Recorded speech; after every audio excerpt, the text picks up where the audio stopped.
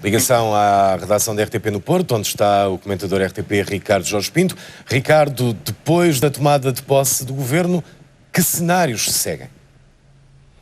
Há basicamente dois cenários. O cenário em que, sabendo que vai haver uma rejeição deste governo, António Costa se propõe como primeiro-ministro e aí Cavaco Silva terá duas hipóteses. Ou indigita António Costa como o futuro primeiro-ministro, considerando que ele tem a tal maioria parlamentar estável que Cavaco Silva exige, ou então deixa este governo de Pedro Passos Coelho em regime de gestão, isto é, constrangido de muitas das suas funções, sem estar na plenitude das suas competências, como ele de resto dizia ontem no discurso, indiciando que esse pode ser um cenário possível.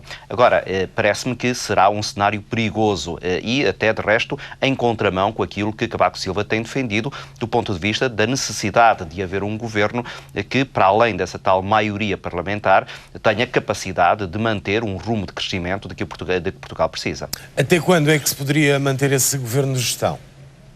Teria que ser até às próximas eleições e isso nunca poderá acontecer antes de junho do próximo ano. Portanto, seria um período muito extenso. Eu não quero acreditar que Cavaco Silva venha, de alguma maneira, criar esse cenário, na medida em que seria um cenário não apenas muito instável do ponto de vista político, mas também contraproducente relativamente àquilo que é a gestão do bem comum. É preciso recordar que, se esse governo em gestão existisse, eles teriam na Assembleia da República 3 bancadas parlamentares que estariam a rumar em sentido contrário e poderia dar-se o absurdo de o Executivo de Pedro Passos Coelho ter que aplicar muitas das leis que seriam determinadas, em primeiro lugar, pelo Partido Socialista, com o apoio do Bloco de Esquerda e do Partido Comunista, e que não seriam sequer coadunáveis com o programa que Pedro Passos Coelho tem em mente. Portanto, não te parece que Cavaco Silva tenha argumentos para esse governo de gestão?